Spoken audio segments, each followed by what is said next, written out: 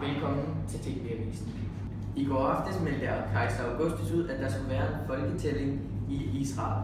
Så alle Israels indbyggere skal tage til deres fødeby og blive talt. Jeg befaler, at alle i Israel skal tilbage til deres fødeby og blive talt op.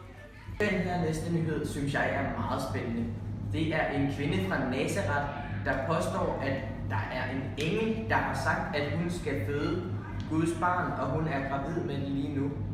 Jeg har sat en live-reporter til Nazareth for at interviewe Marias mand Josef videre til dig. Her står vi så i Nazareth med Marias mand Josef.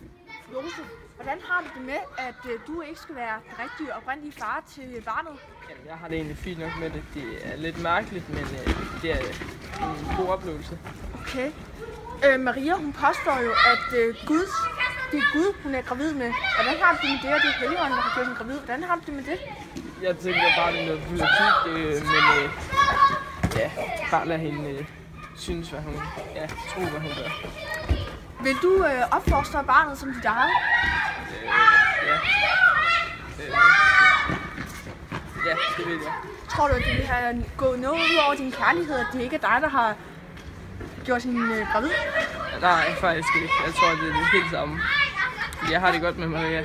Okay, tak siger vi herfra fra Nazareth. Tak for det, Susanne. Det var alt for i aften. Tak for det, så.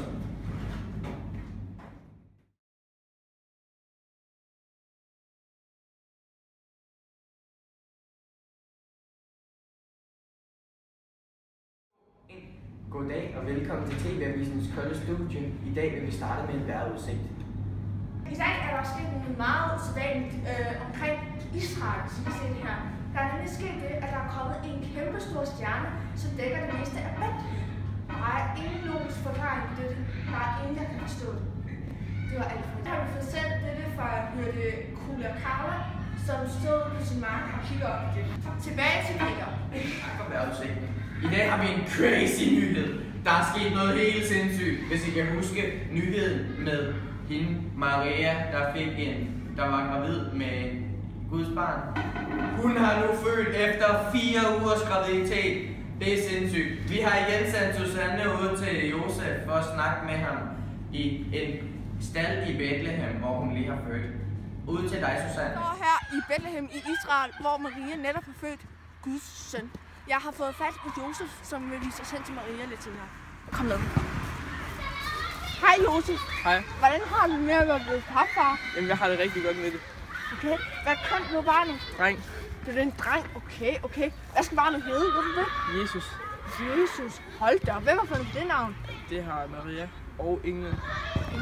Okay. Kan vi vise os hen til Maria, og hvordan har hun det efter omstændighederne? Jamen, jeg tror, hun har det rigtig godt, hun sidder herovre. Hej Maria. Hej. Hvordan har du det? Jeg har det godt. Jeg er glad for, at jeg har født Guds søn. Ja. Josef har netop fortalt, at han skal hedde Jesus. Ja, det er rigtigt. Det har englen Gabriel sagt, at han skal hedde. Okay. Det lyder som en stor eksotisk eventyrfortælling. Kan du forklare lidt om, hvordan alt det der kom til hvad? Altså, der var en engel, der hed Gabriel, der kom en dag og sagde, at jeg skulle føde Guds søn. Så blev jeg sådan meget wow, men jeg blev også sådan meget beæret over, at det lige var mig, der skulle føde Guds søn. Tillykke med barnet. Tak.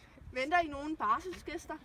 Ja, vi venter nogle vise mænd, og måske også nogle hyrder, hvis de vælger at komme.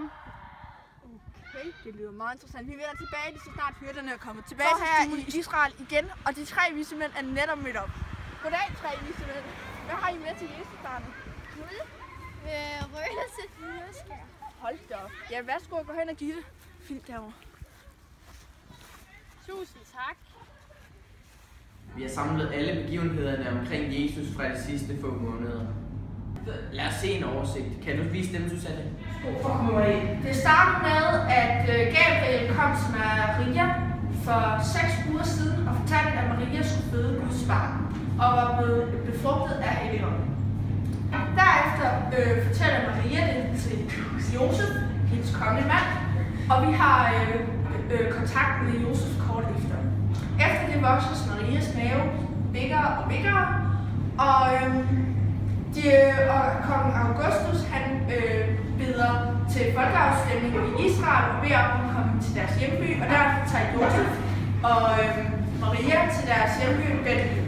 Der er ingen plads nogen steder, og Maria begynder at forvirre og opsøger de en gammel stald, hvor Maria så føder, som vi så har været ude ved at besøge nu. Og derefter har hun født en dreng, som bliver kaldt Jesus, og som skulle siges at være et Guds barn.